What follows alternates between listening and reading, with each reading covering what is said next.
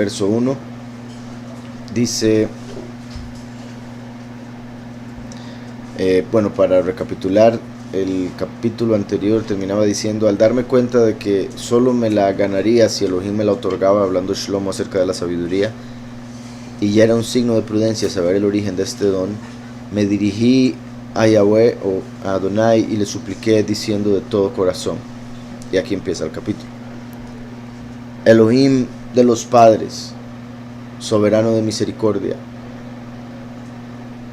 que todo lo creaste con tu palabra y con tu sabiduría formaste al hombre para que dominara sobre todas tus criaturas. Aquí vemos, como siempre, haciendo la separación: Elohim de los padres, soberano de misericordia. Como sabemos, Yahushua trajo la misericordia. El último se manifiesta como el Padre que se le prometió a los antepasados. Dice que todo lo creaste con tu palabra. Confirma lo que vemos en el resto de la escritura. En Juan, por ejemplo, cuando dice: en el principio era la palabra y la palabra estaba con Elohim y la palabra era Elohim. Entonces todo lo creaste con tu palabra, o sea, a través de Yahushua todo se creó. Y con tu sabiduría formaste al hombre. Con tu sabiduría, que viene siendo, como he dicho, la contraparte o el complemento de la verdad de Mashiach, siendo la Ruach que viene de él. Por ende, primero menciona: creaste con tu palabra, formaste con tu sabiduría. Recordemos también que hay 4 niveles de creación o mundos de creación, que son emanación, creación, formación, acción. Entonces, al decir Elohim de los padres, soberano de misericordia, viene siendo el primer nivel, la fuente de la que emanó todo el poder para crear. Después dice que todo lo creaste con tu palabra y con tu sabiduría formaste al hombre para que dominara todas tus criaturas. Entonces, después de mencionar al Todopoderoso que se conectaría con Atzilut, emanación, viene creación, Beriyá, con la palabra, formación, Yetzirá, con sabiduría, y después el dominio, que sería ya la acción, Asiyá, sobre las criaturas, que son ya la creación en acción, para que dominara todas tus criaturas, gobernar el mundo con justicia y pureza o separación, Kedushá. Una vez más, 2 cosas como último y primero, en este caso la justicia y la pureza, o como Yahweh nos vino a apartar del mundo, del pecado y demás, y administrar a justicia rectamente. Dame la sabiduría que reina junto a ti. Dame la sabiduría que reina junto a ti. ¿Verdad? Siendo Shlomo rey, ahí le está pidiendo al Todopoderoso, Rey de Reyes, que lo haga como él, al poner a la sabiduría junto a él, así como está junto a Yahweh. Y esto obviamente un buen ejemplo de cómo debemos orar, y no necesariamente, aunque también tiene su razón de ser, de una manera tan hermosa, acomodado y demás, sino simplemente el enfoque de la importancia de la sabiduría y de que esté con uno la Ruach de Yahweh. Entonces, Elohim de los padres, soberano de misericordia, que todo lo creaste con tu palabra y con tu sabiduría formaste al hombre para que dominara todas tus criaturas, gobernara el mundo con justicia y pureza y administrara justicia rectamente. Dame la sabiduría que reina junto a ti y no me excluyas de entre tus siervos, porque soy siervo tuyo, hijo de tu sierva, hombre débil y de existencia breve, hombre débil y de existencia breve, incapaz de entender el derecho y la ley. Por perfecto que sea un hombre, si le falta tu sabiduría, no valdrá nada. Por perfecto que sea un hombre, si le falta tu sabiduría, no valdrá nada. Ven qué importante eso para que todo el mundo lo estudie, ¿verdad? Y obviamente ahí está diciendo hombre, pero se puede ver como por perfecto que sea la persona, el ser humano, si le falta tu sabiduría no valdrá nada. Tú me has elegido como rey de tu pueblo y jefe de tus hijos e hijas.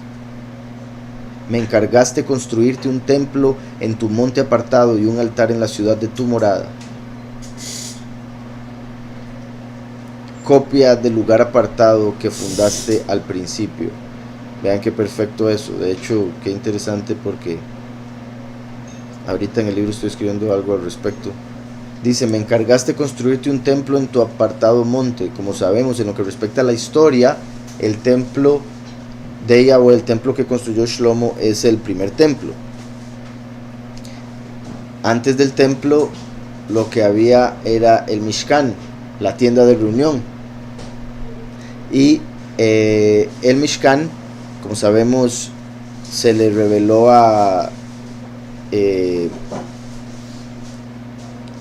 Moshe, del modelo que él vio en el cielo, como después Pablo se explica que el Mishkan y por ende, como estamos viendo aquí, el templo, ambos fueron una representación física de lo que se le mostró a Moshe que había en el cielo. O sea, había un templo en los cielos, ahora vemos aquí un templo en la tierra, que para la historia, repito, sería el primero, pero como vemos acá, el mismo Shlomo entiende y dice que hubo uno antes, que Yahweh hizo básicamente en el cielo, y no necesariamente uno físico, sino la forma en que él acomodó todo en sus cielos, en su reino, que sería después representado en esta tierra a través de edificios, por ejemplo. Y parte de lo que escribía, que menciono, es de en Apocalipsis 14, cuando los 144,000 están en el monte Sión, están ahí y cantan una canción. Si eso fuera literalmente la montaña Sión allá en Jerusalén, físico geográficamente allá, sería muy extraño, porque sería obvio entonces para el mundo entero que es el fin de los tiempos, que ellos son los escogidos, que vienen plagas y todo el mundo se arrepentiría, cosa que la escritura dice que no van a hacer. No se van a arrepentir de sus pecados, de sus abominaciones, incluso después de las plagas postreras. Entonces, antes de las plagas postreras, que es cuando sucede la cosecha y los 144,000 son reunidos en el monte Sión, no van a haberse arrepentido ni entendido que están en el Apocalipsis, me refiero a las naciones. Entonces, el hecho de que los 144,000 están reunidos en el monte Sión, cantan, es particular porque se conecta con Apocalipsis 15, cuando están sobre el firmamento y cantan la canción del Cordero y de Moshe. Pareciera indicar que está hablando del mismo momento, a menos de que vayan a haber dos conciertos, ¿verdad? Y vayan a haber dos momentos de cantar una canción en Sión y en el firmamento. O que se esté refiriendo al decir monte Sión, el reino de Yahweh en los cielos, la Jerusalén de arriba, que es parte de lo que también ayer hablé en el desprograma por una pregunta que me hicieron acerca de Gálatas, con respecto a cómo Hagar y Sara representan los dos pactos. Hagar, la esclavitud, la carne; Sara, el espíritu. Y por ende decía que Hagar representa la Jerusalén terrenal, la actual, y Sara, la Jerusalén de arriba. Entonces, si el mismo Pablo, como aquí Shlomo, dice que hay un templo arriba, una Jerusalén arriba, quiere decir que hay un monte Sión arriba. ¿Sí me explico?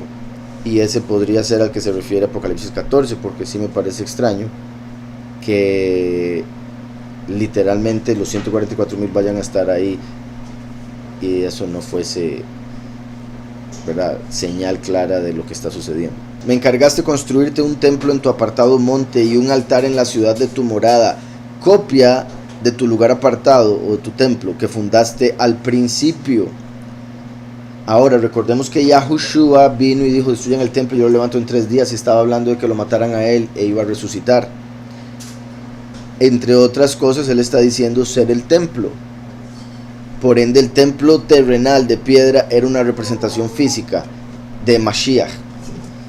En vez de ser Mashiach, ¿verdad?, una representación del templo, cuando dijo destruyan el templo y yo lo levanto en 3 días, el templo en realidad era una representación de Mashiach, la palabra de la cual todo fue creado. Entonces, recuerden que el templo tiene el lugar purísimo que representa la cabeza, el lugar puro que representa el tronco, los dos pilares, Yaquín y Boaz, que representan las piernas, el patio que representa las partes más bajas de lo que es la carne, el arca del pacto en el lugar purísimo, el cerebro, las dos tablas con los mandamientos en el arca, los dos hemisferios del cerebro, entre otro montón de cosas interesantes de cómo Yahweh hizo el templo para representar un cuerpo humano, a Mashiach, el templo. Entonces, copia del lugar apartado que fundaste al principio. Contigo está la sabiduría que conoce tus obras. A tu lado estaba cuando hiciste el mundo. Contigo está la sabiduría que conoce tus obras. Por eso es a través de la Ruach que podemos llegar a entender que Yahweh nos da comprensión de lo que está escrito y el por qué ha hecho lo que ha hecho de la manera que lo ha hecho. Dice, a tu lado estaba cuando hiciste el mundo. Como he dicho, recuerdan, la creación empezó con el primer verso de la Torah que dice Bereshit bara, en el principio creó Elohim, etc. Bereshit se traduce como en principio, en el principio. Y el principio de la sabiduría es el temor a Yahweh. Por ende, sabiduría se conecta con principio. Y Bereshit se puede ver entonces también como Behokmah, que significa con sabiduría. Como está diciendo aquí, contigo estaba la sabiduría que conoce tus obras. A tu lado estaba cuando hiciste el mundo. Por eso también se puede decir, por eso dice Elohim, creó Elohim. No dice creó él, que sería el singular, sino Elohim. Porque había poderes. La sabiduría es uno de ellos. ¿Verdad? Obviamente principalmente se refiere al Padre y al Hijo, puesto que es Im, es plural masculino, pero ahí estaba la Ruach HaKodesh, ¿verdad? Espíritu de sabiduría y demás, entendimiento, etc. Contigo está la sabiduría que conoce tus obras, a tu lado estaba cuando hiciste el mundo. Ella sabe lo que a ti te agrada, lo que responde a tus mandamientos. Entonces se necesita sabiduría para entender los mandamientos.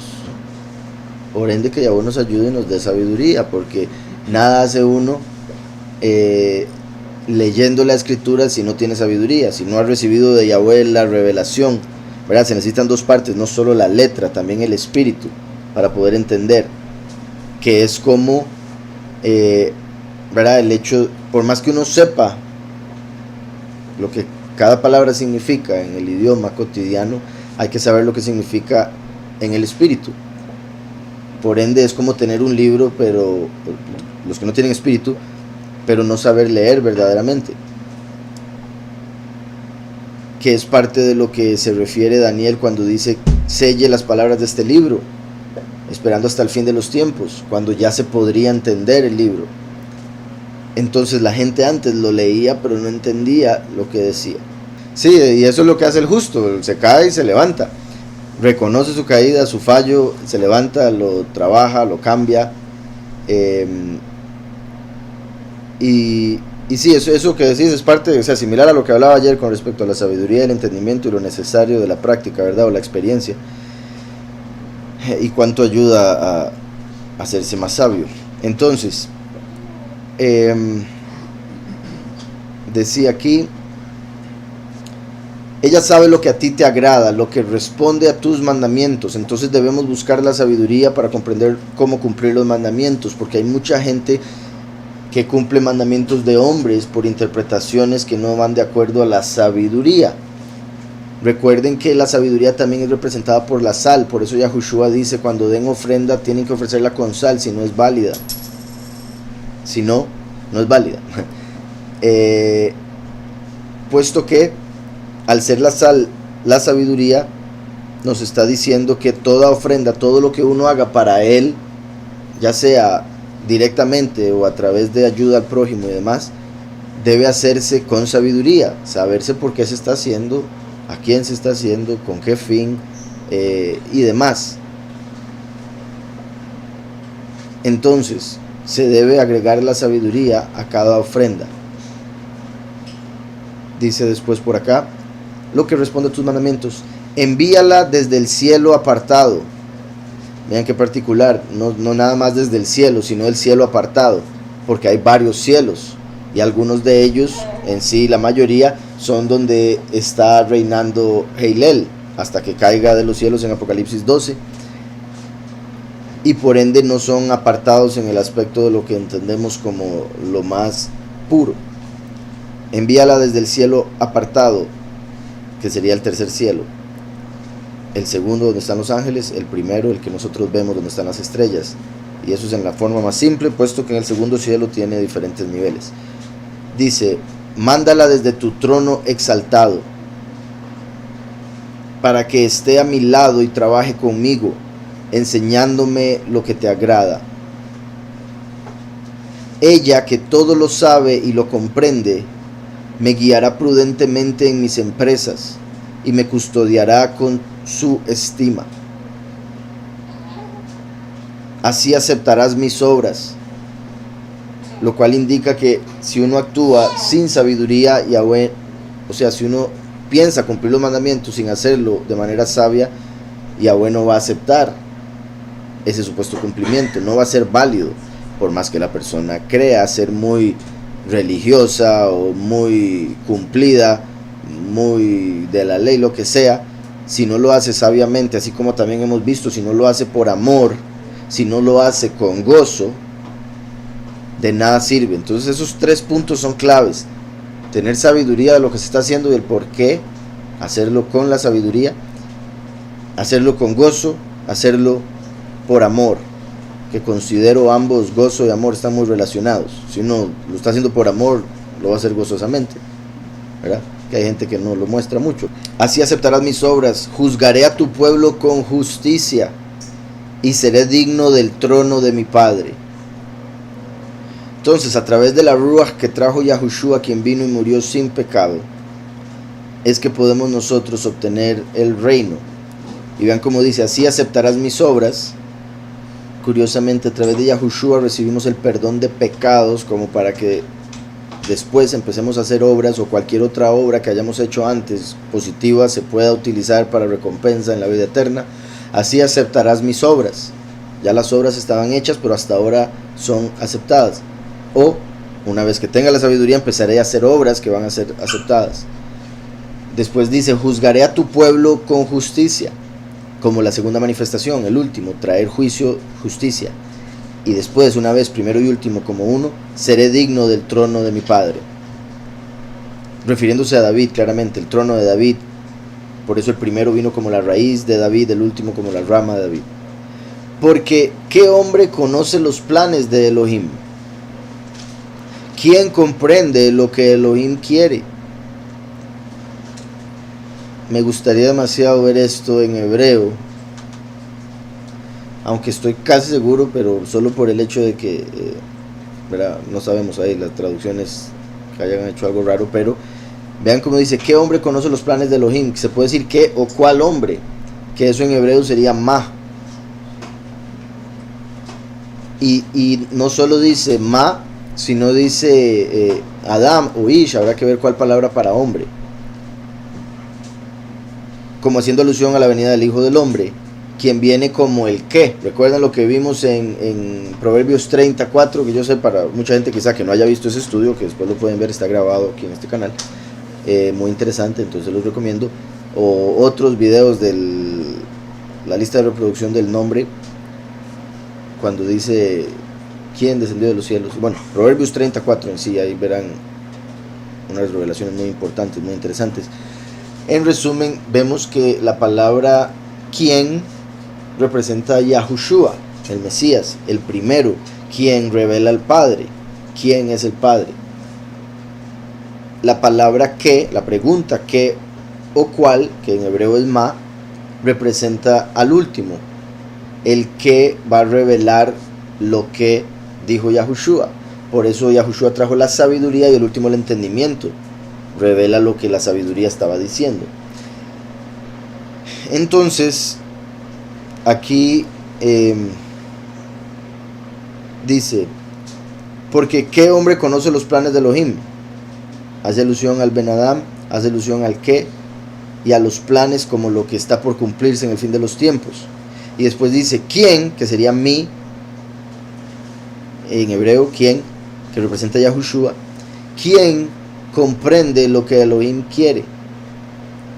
Obviamente se puede ver, mi punto es como una pregunta retórica. En el mundo, nadie, solo la Ruach, solo la sabiduría.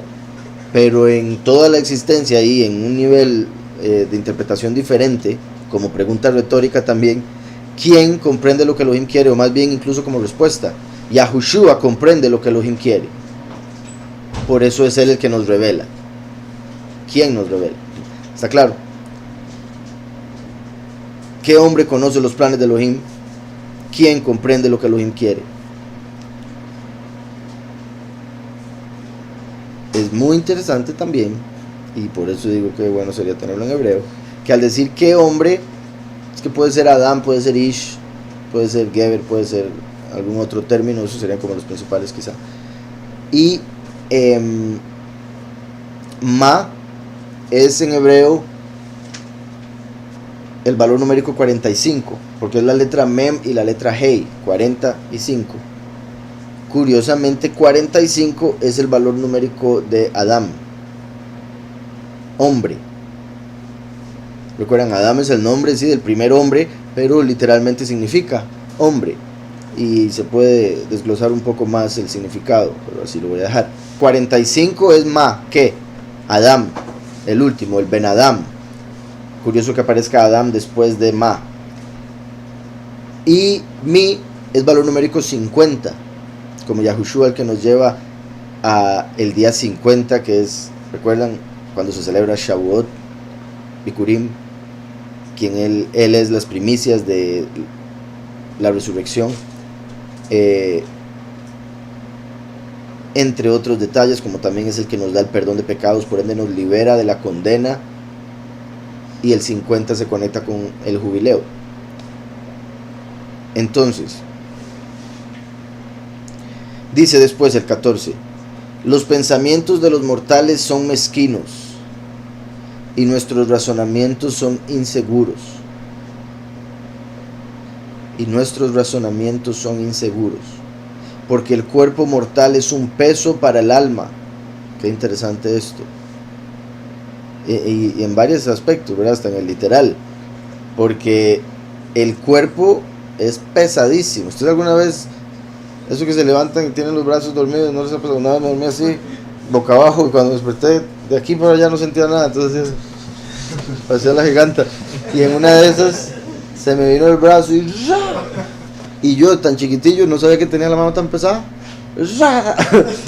y repito, ¿verdad? Porque no me puedo imaginar gente así, más alta y así demás.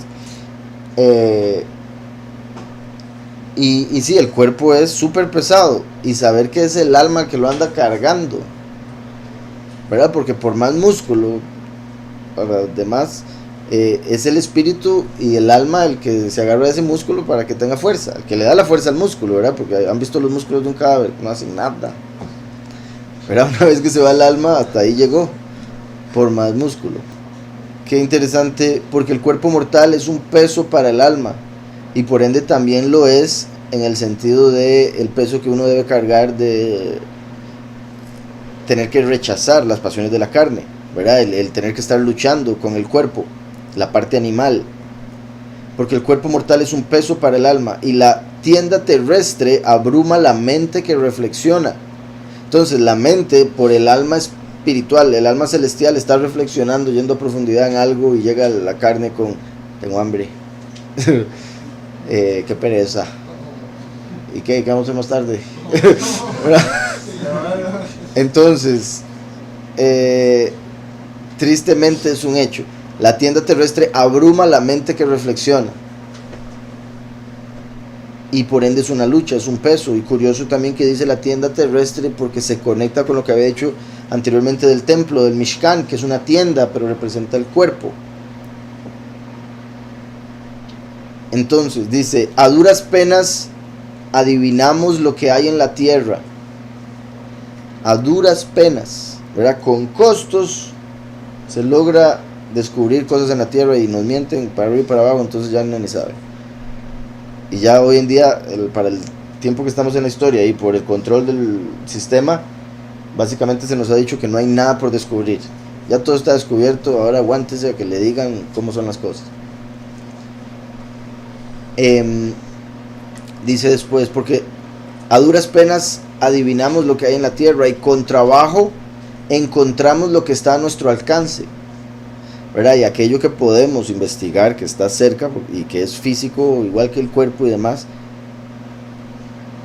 con trabajo se puede llegar a investigar. Por ejemplo, estaba viendo, de hecho creo que era en lo de un documental que me envió Manuel, y bueno, que estuvimos viendo del éxodo, de algunas cosas que descubrieron interesantes por allá en Egipto, y creo que era ese uno de esos que mencionaba el hombre, la extensión de tierra que había que buscar, o sea, que había que explorar, lo grande que era y las profundidades que habría que llegar para encontrar ese periodo de la historia, y por ende empezar a encontrarse cosillas, ¿verdad? Como una vasija que pueda tener algo escrito en hebreo, cosas así.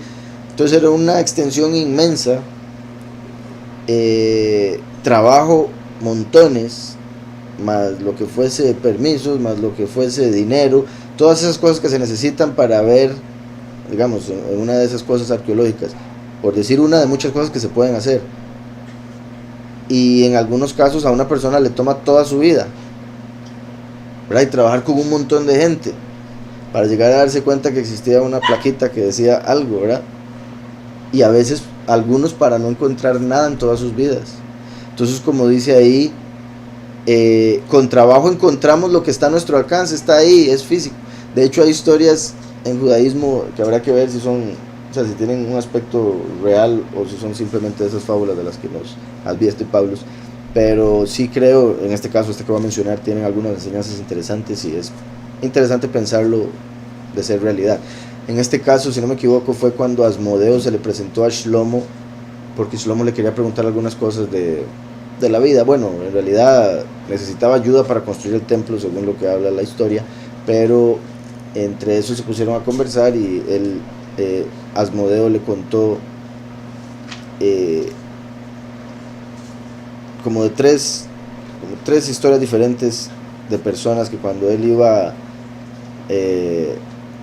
y es que recuerdo por una historia que es la que voy a mencionar, de un hombre que estaba vendiendo básicamente el cómo hacerse rico, y era un puro cuento, y Asmodeo dice, este hombre no se da cuenta que debajo de él hay enterrado un tesoro, y según él está enseñando él cómo hacerse rico cuando él es pobre y no ve lo que tiene debajo a su propio alcance, como dice aquí. Entonces, con costos, con mucho trabajo, vidas enteras y otro montón de factores, y a veces ni siquiera así se puede llegar a saber lo que está al alcance. ¿Cómo va el hombre a pretender saber lo que está más allá, lo que el Padre tiene en la profundidad de su pensamiento, si el hombre mismo le cuesta tanto, como decía ahí, ¿verdad?, reflexionar, porque lo abruma su carne, su tienda terrestre? Entonces, a duras penas adivinamos lo que hay en la tierra. Como se dice que el mar no ha sido explorado casi nada, por ejemplo, entonces no nos podemos imaginar todo lo que está ahí, más todo lo que, repito, nos han escondido y que no nos dejan ir a investigar. Algunos ni siquiera, ¿verdad? Repito, además se necesita dinero, no solo ganas. Dice, ¿y quién podrá rastrear las cosas del cielo? ¿Verdad? Después de haberlo comparado con lo anterior. A duras penas adivinamos lo que hay en la tierra, y con trabajo encontramos lo que está a nuestro alcance. ¿Quién podrá rastrear las cosas del cielo? ¿Se acuerdan los proyectos del gobierno de los Estados Unidos principalmente, o junto a otras naciones en la Antártida, para tratar de romper el firmamento? El proyecto Fishbowl, el Dominique,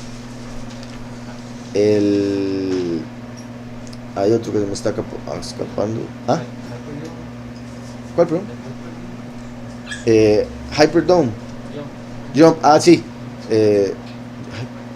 Sí, Jump. Sí me acuerdo no sé si era Hyper Jump o algo un poco diferente, pero sí con Jump, y otro de Freeze, Deep Freeze, un montón de proyectos del gobierno en los cuales estaban tratando de atravesar el domo, de explorar el domo que cubre la Tierra. Y obviamente también por otro lado, algo que se puede decir con esto, ¿verdad? Mucha gente diría, oye, pero ya van a llegar a Marte, oye, ya esto, ya lo otro. Las fotos de Marte y todo eso ya se han dado cuenta, ya ha salido a la luz, si se investiga un poquitito, que son de un lugar en los Estados Unidos, que es donde van y toman todas las fotos. Después le cambian un poquitito, las pasan por un filtro de Instagram y vámonos, todo el mundo se lo creyó. Hubo alguien que fue a ese lugar y dicen, mira, esto se parece mucho a lo que nos dicen de Marte, y está un carro que dice NASA y dice proyecto yo no sé qué de Marte, otras cosillas que ven por ahí, no me acuerdo qué es esto, todo grabado. Y uno puede comparar, digamos, las montañas y alguna piedra o algo así con las fotos que han publicado que dicen que es Marte, entre otras cosas. A duras penas adivinamos lo que hay en la tierra y con trabajo encontramos lo que está a nuestro alcance. ¿Quién podrá rastrear las cosas del cielo? Los del mundo han tratado y no han podido. Por eso les dije esos proyectos. Dominic, Fishbowl, High Jump es el otro. Y demás. Hay como 6 proyectos diferentes que trataron de atravesar el domo, explotarlo y otras cosas. Y por otro lado, con la NASA y todo eso inventan otro montón de cosas que inclusive si fueran ciertas, digamos, inclusive si fueran ciertas, ahí no están explorando nada, porque al final estarían explorando solo la realidad física, y eso sigue siendo tierra, materia. ¿Sí me explico? No estaría hablando de la realidad verdaderamente celestial, que es el espíritu. ¿Está claro? Entonces inventaron un cielo. Inventaron un cielo y la mayoría de la gente se lo creyó, pero es una farsa. Entonces decía, ¿quién podrá rastrear las cosas del cielo? ¿Quién conocerá tu designio? ¿Verdad? Ese quién, Yahushua siempre lo pueden tener en mente como la respuesta para esa pregunta. Porque Yahushua fue el que descendió y ascendió a lo más profundo, a lo más alto, y por ende conoce lo más íntimo del Padre, ¿verdad? Como un niño que conoce a su papá, o a través de su ruach, como una esposa que conoce a su marido. Dice, ¿quién podrá rastrear las cosas del cielo? ¿Quién conocerá tu designio? Si tú no le das la sabiduría, enviando tu apartado ruach desde el cielo. Vean ahí como ya hace una conexión directa entre la ruach HaKodesh, apartado espíritu, y la sabiduría misma. De hecho, como he dicho en Isaías 11, dice, saldrá una vara del tronco de Yishai, una vara, la rama, un vástago retoñará de sus raíces. El vástago es el último, como vemos cuando habla de Yosef, por ejemplo, en Génesis 49, las raíces son Yahushua. Y reposará sobre él la ruach de Yahweh, ruach de sabiduría y de inteligencia. Entonces vean que dice, reposará la ruach de Yahweh, que aquí en este verso se puede ver como la luz principal de la menorá.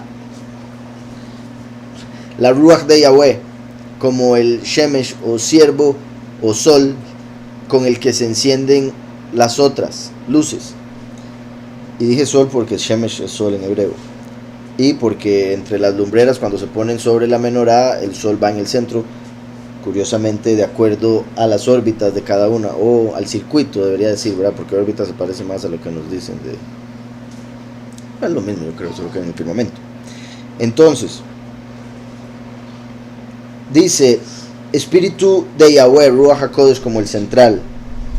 Después, como si estuviera encendiendo cada luz, espíritu de Jogma, el primero, lo primero que hay que obtener, de inteligencia, que eso viene siendo entendimiento en realidad, ahí, bin o biná, sabiduría, entendimiento.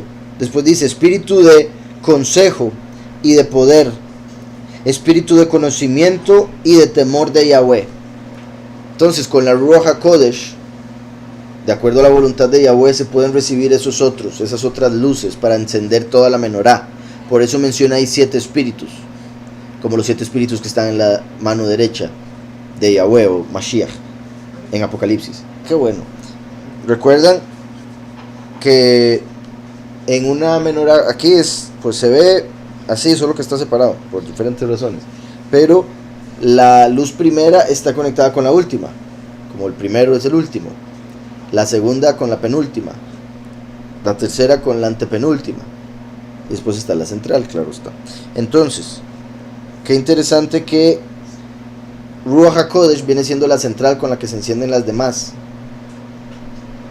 Entonces tenemos aquí Jokmah, sabiduría primero, y al final viene el temor de Yahweh, que sería la séptima. Y como sabemos, el principio de la sabiduría es el temor de Yahweh. Entonces vemos cómo están conectadas la sabiduría y el temor, y cómo, por decirlo así, abrazan el resto de cualidades que menciona acá, o espíritus: entendimiento, consejo, poder y conocimiento. Y esto es lo que Yahweh da al último para que cumpla la misión. Y le hará entender diligente en el temor de Yahweh. Diligente en el temor de Yahweh, para que pueda tener sabiduría. Y ahí continúa: no juzgará según la vista de sus ojos, ni resolverá por lo que oigan sus oídos, sino que juzgará con justicia a los pobres y resolverá con equidad a favor de los mansos de la tierra.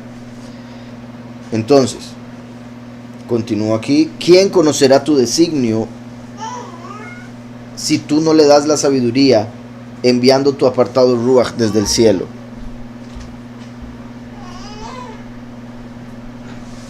Solo así fueron rectos los caminos de los que están sobre la tierra. Así los hombres aprendieron lo que te agrada, y la sabiduría los salvó. Vean qué interesante que diga la sabiduría los salvó, porque sabemos que fue Yahushua a través de su muerte. Pero como dije, el complemento de la verdad que es Yahushua es la sabiduría. Es a través de Yahushua que recibimos la Ruach de sabiduría. Entonces son uno, como Adán y Eva son uno. Por ende nos salvó, como en el sentido también de si una persona tiene sabiduría acerca de las plantas medicinales, por ejemplo, y llega y le pasa algo en medio de un bosque y se encuentra una planta que lo puede ayudar, se la come y se sana, su sabiduría lo salvó. La sabiduría lo salvó. ¿Sí me explico? Necesitamos saber quién es el Mesías, y por ende la sabiduría nos salva, la Ruach. Sí, como Yahushua mismo dijo, ¿verdad?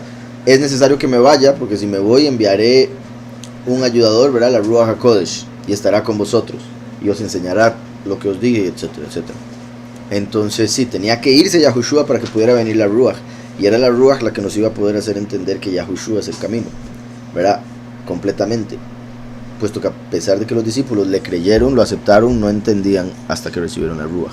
Verso, sé que tiene varios significados, entre ellos Adán Kadmon, pero ¿en qué instante fue creado el Kadosh Kodashim en los cielos? Ok, exacto. Bueno, como usted lo acaba de decir, Adán Kadmon vendría siendo que es como un nombre que se da en el judaísmo, principalmente en la Cábala, para referirse a lo que sería Yahushua antes de haber encarnado, el modelo del hombre del cual tomó Yahweh para hacer al ser humano. Entonces ese sería el principal o el primer templo, por decirlo así, que Yahweh hizo. Pero sí, no me extrañaría, bueno, en realidad es lo que parece indicar varios escritos, que cuando Yahweh hace el segundo cielo, hace los ángeles, ahí se hace un templo ya más cercano a lo material, solo que según lo que les he mencionado, entendiéndolo desde una manera científica, ¿verdad? Como lo dicen hoy en día, sería materia oscura, dark matter, la que están buscando con el colisionador de partículas.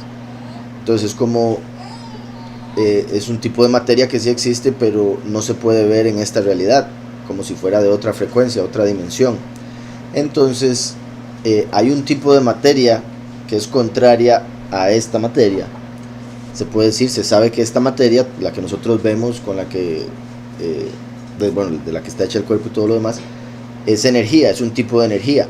Entonces, por decirlo así, esa otra materia sería como la energía contraria, con la que se daría forma a cosas, pero en esa otra realidad. Entonces habría un templo hecho en ese segundo cielo, y es en el que se dice que Metatron, por ejemplo, era ahí Cohen, y habría sido creada, repito, con el tiempo de los ángeles y demás, antes de ser creado el hombre. Dices, pues dice en el principio, pero ese principio, ¿desde qué momento parte?